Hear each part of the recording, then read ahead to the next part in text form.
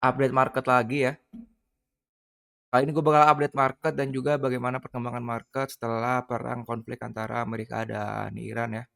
Di sini gue pengen ngasih tahu beberapa berita yang membuat market kripto itu selama 24 jam terakhir cenderung recovery ya. Kita dari Bitcoin naik sekitar 7% dan juga beberapa altcoinnya juga udah mulai recovery ya. Pertanyaannya, apakah recovery ini hanya sementara untuk melanjutkan penurunan yang lebih jauh lagi atau ini akan change the trend ya dan membuat Bitcoin menyentuh harga 70-an, bermain di range 70.000 sampai 80.000 lagi atau akan dump sampai 52.000 ya. Yang ingin gue bahas yang pertama itu dari berita yang dulu ya. Setelah penyerangan Iran dan Amerika jam 1 kemarin, dikabarkan pada saat malam itu pemimpin Iran itu meninggal dunia ya, terkena serangan 30 bom pada saat rapat tertutup di kediamannya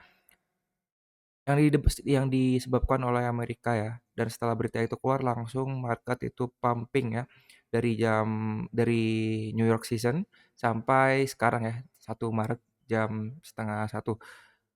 Seperti biasa, apakah ini hanya weekend pump dan dilanjutkan dengan Senin itu dump atau ini berkelanjutan? Yang pengen gue bahas di sini ketika market memberikan berita positif pada kematian pemimpin Iran itu ada potensi berarti pelaku-pelaku pasar ini menganggap perang ini sudah selesai dan dimenangkan oleh Israel dan Amerika ya. Dan ada potensi tidak ada balasan yang berarti bagi Iran ya. Namun di sini kita tahu Iran itu negara yang dikelilingi oleh beberapa gunung dan juga menguasai Selat Hormuz ya, yang dimana itu adalah 20% suplai minyaknya. Nah, sempat gue bahas itu apakah seperti Venezuela yang akan gampang saja dihancurkan oleh Amerika? Menurut gua enggak ya.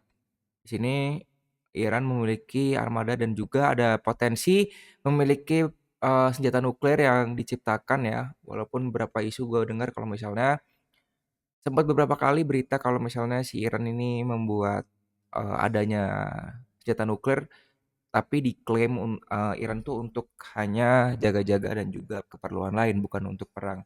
Memang kita tahu sendiri ketika keadaan seperti sekarang tidak ada yang tidak mungkin terjadi dikeluarkan oleh Iran dan yang lainnya. Di sini dari Cryptorus juga bilang kalau misalnya konflik setelah Khamenei, pemimpin Iran itu meninggal ya setelah penyerangan Israel di sini.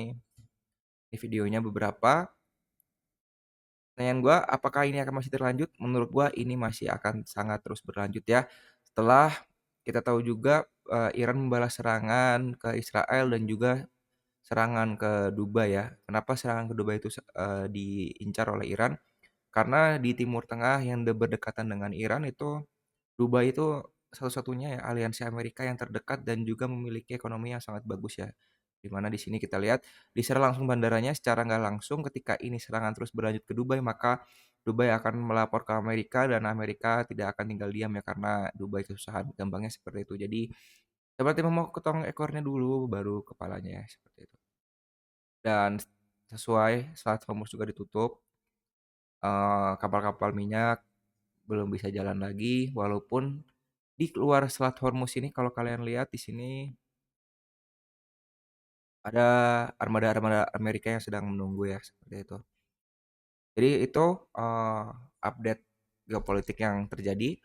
Lalu update market bagaimana? Kemarin sempat di X gue bilang kalau misalnya ini ada potensi long for Bitcoin karena berada di support terakhirnya, pertahanan terakhirnya dan sekarang udah target 2 ya sudah tercapai.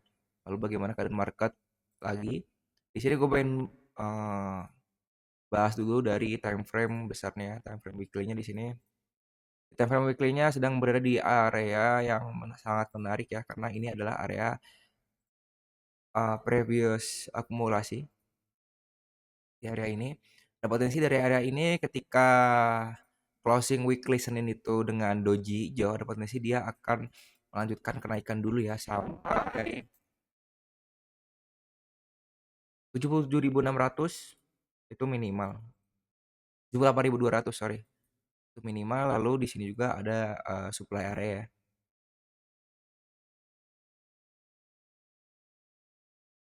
Di area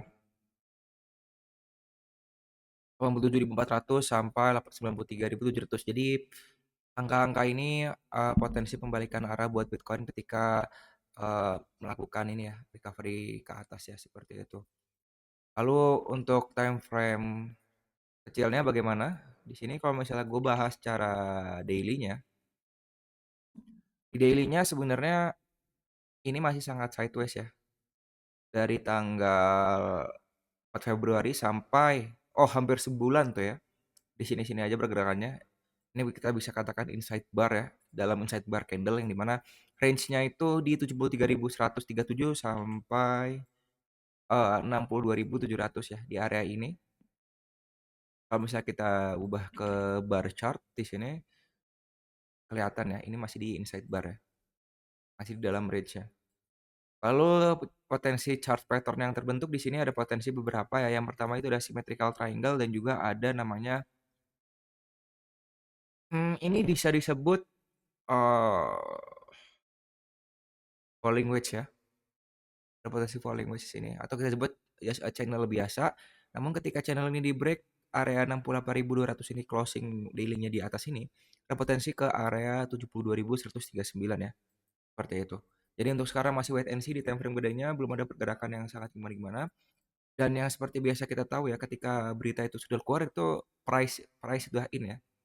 Pricing in udah masuk dan kita lihat ini jam 1 kalau misalnya kita lihat nih ya, jam 1 ini di area sini itu penyerangan Israel turun, lalu di sini dikabarkan pemimpin Iran mati, dia pumping langsung.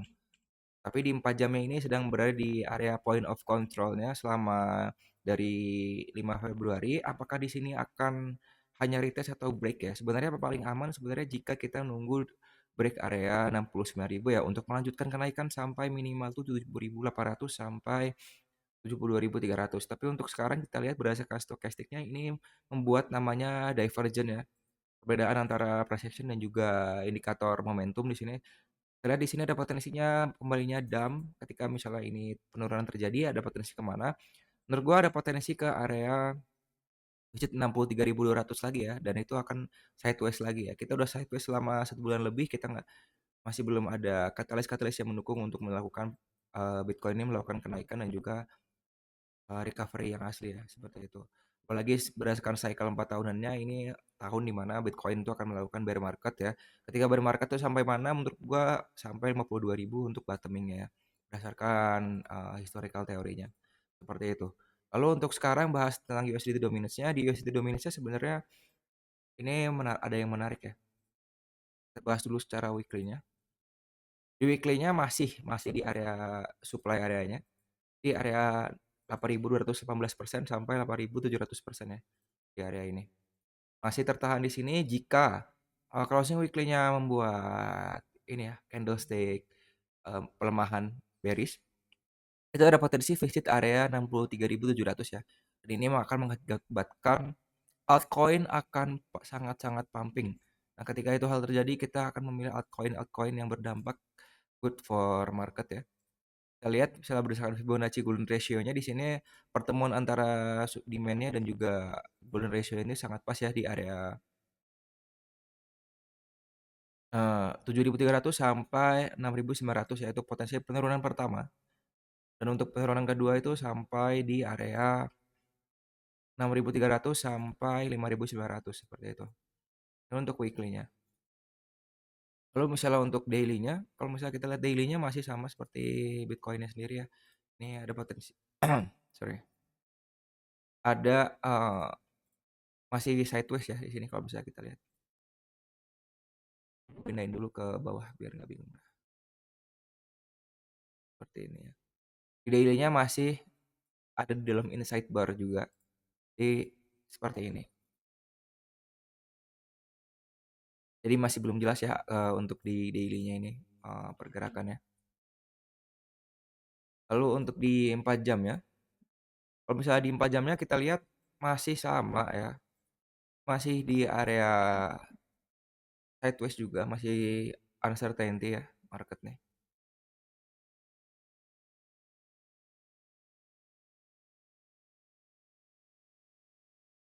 Nah, seperti ini ya. Jadi gue nggak tahu sampai kapan ini akan konsolidasi. Yang pasti ketika ada potensi ketika sideways-nya lama itu biasanya marketnya bergerak ketika break itu langsung ini ya deres ya. Either dia break bawah atau dia break atas. Sekarang masih wait and see dulu ya. Di 4 jamnya seperti itu. Ini gue namain 4 jam. Lalu untuk ke total tree-nya bagaimana total tree-nya? Kalau misalnya kita lihat total tree-nya, oh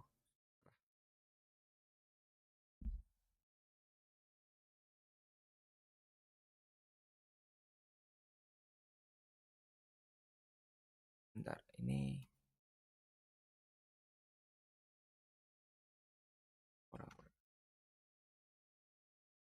di weekly-nya kalau misalnya kita bisa lihat ini sedang berada di area support terakhirnya. Juga sama seperti di ini ya, di USDT-nya juga. Namun di sini ada pattern yang mendukung arahnya itu untuk terjadi penurunan yang sangat signifikan ya.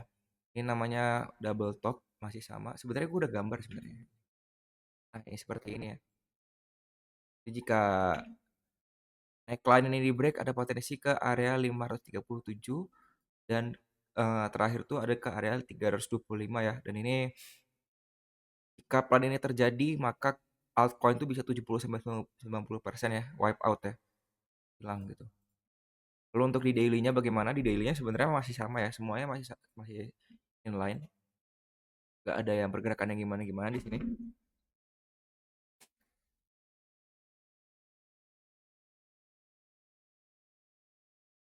Di daily-nya kita lihat masih sideways ya, sama.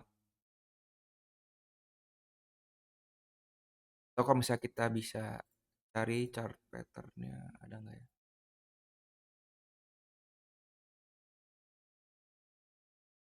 Hmm, ya ini bisa jadi symmetrical juga ya, sebenarnya. Cuman ini ada supply di atas ini yang ganggu ya. Jadi ketika closing daily-nya break area 709,02 ini ada potensi ke area 752 ya untuk di total tree-nya ini. Lalu di 4 jamnya bagaimana? Di 4 jamnya masih kemarin sempat bouncing dari support terakhirnya. Sekarang berada di area overbought ya untuk stokastiknya. Dan ini ada berada di area trend line-nya kalau misalnya kita tarik dari sini. Penentuan poinnya itu sebenarnya ada di 722,77 billion ya. Ketika di break ada potensi ke area ini. 741 ya. Gitu. Untuk sekarang masih wait and see dulu ya. Karena ini weekend. Bisa jadi ini fake pump. Lalu dia akan turun lagi. Lalu altcoinnya belum ada yang menarik ya kalau misalnya kalian lihat. Karena mau di long juga. Ini marketnya indeksnya udah berada di area ini ya. Exhausted ya. Gitu. Jadi belum ada lagi walaupun ini pump. Gue masih nunggu uh, clarity dulu dari indeksnya juga Bitcoinnya dan geopolitik tensinya bagaimana. Lalu untuk XAUUSD atau gold, ketika perang ini gold naik, ya, emas naik kita tahu juga ada potensi retesting area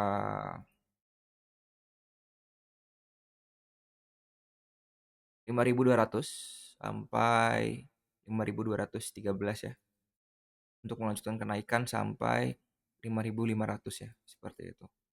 Dan untuk sekarang belum ada yang bisa dilakukan, masih menunggu bagaimana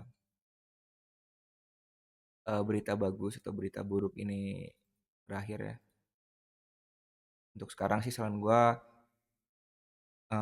USDT, duit tetap USDT itu sangat bijak ya. Banding kita gamble di koin yang gak jelas ya.